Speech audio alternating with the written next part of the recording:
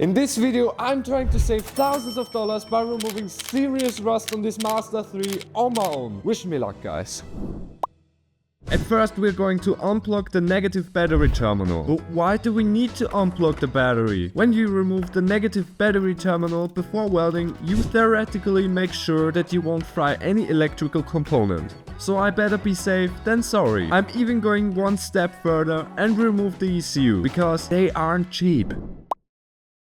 Let's remove the back wheel and arch line. There are 2 small bolts on the bottom and 4 of these plastic bolts. And it comes right off. This is worse than my BMW E39. I really hope I haven't got myself into more than I can chew. But let's just ignore the fact that I'm terrified and just cut the car apart. Well, now the less fun part. I have to confess something. I was a little bit part of the problem here. We needed this car to drive on vacation, where everyone could see the rust, so I patched it this year. Well, that's a whole nother level of Swiss cheese. I don't know what this exactly is, but it ain't metal. So we need to build this section here from scratch. The next thing we are going to do is drill out all of the spot welds here. And we also need to take the wing off because we need to get down here. So drilling out spot welds, that became my favorite hobby over the last year.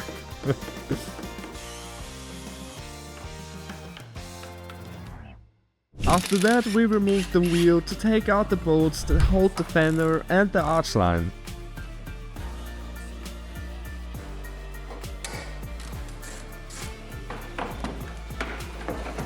Wow, so much dirt in it. Ew. Remove the blinker and even more bolts that hold the wing or fender for the Americans. This joke probably got used too much by other car channels. Matt Armstrong. Well, the next thing on the list is to cut the sill or rocker panel. About to leave, already packing. Come with me, I'm not really asking. We'll get away to a place where we don't know. About to see the world in action, what we can be. And now we can hopefully remove the whole panel. Yeah, it took me a few hours, but we removed it finally. Now we need to remove the loose rust with a wire wheel and cut even more rusty metal.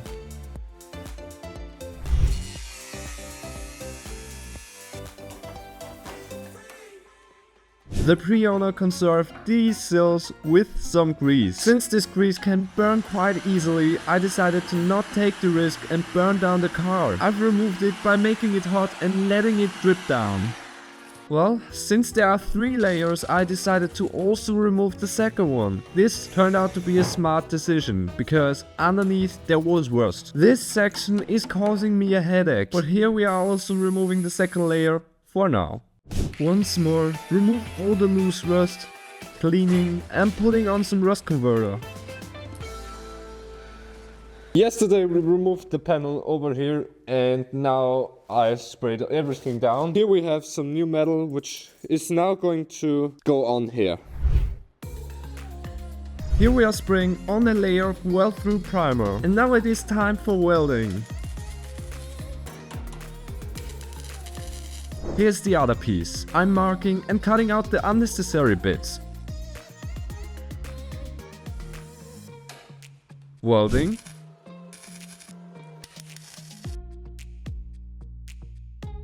And even more welding.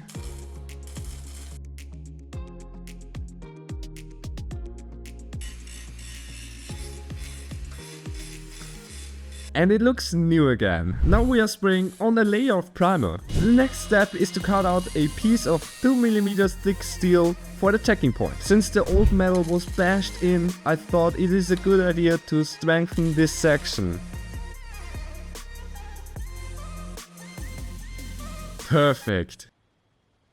Next step is to fully weld the middle layer. Now we are going to tackle this section here. So I cut out the old metal, fabricated something new and welded it. Finished! Yeah!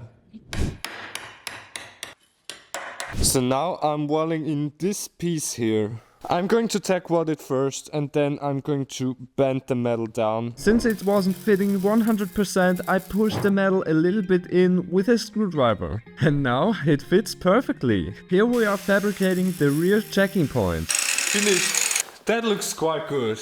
Now we're going to drill the holes for the spot welds.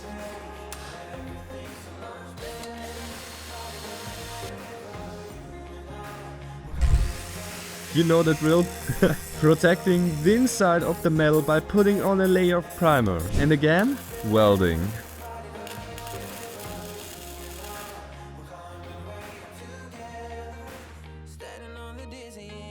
This section here is now really sturdy and we can check up the car here. And now it looks good. I'm not going to grind down these welds up here because there's no need to. And now we are fabricating the sills. And all we need for that is a drive shaft from a BMW E46 and a piece of wood. And a few screws. Now we are measuring 16 centimeters and cut it 3 times.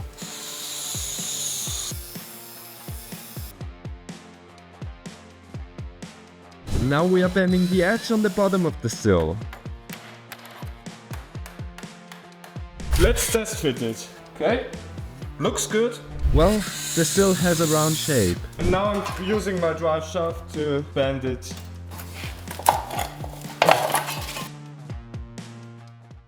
Here are now the 3 parts and each of them are 50 centimeters long. Now I'm welding them together.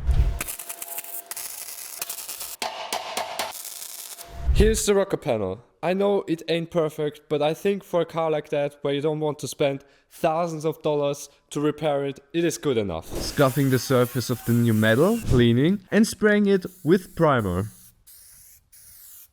Right now I'm really nervous and excited at the same time. After many hours of work, we are finally ready to finish one side. At first I'm going to weld shut this hole here.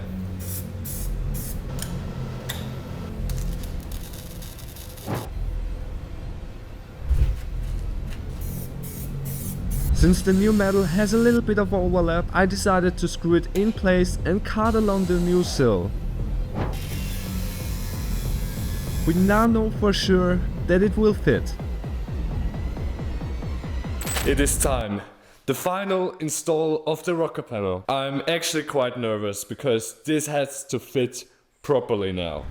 Well, I guess this is it. This is our one and only chance to get it right.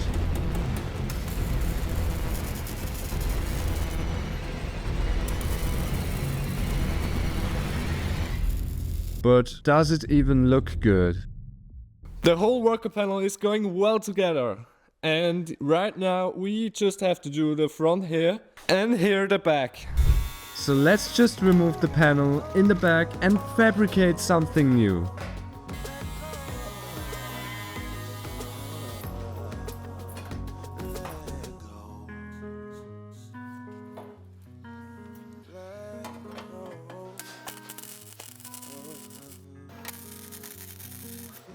So guys, this kinda looks good. I know there's some pieces standing away like here and we don't have the lip right now. The thing is, my plan is to weld the lip onto here and also on the bottom looks quite good. So it just needs some welding and we are finished with this side.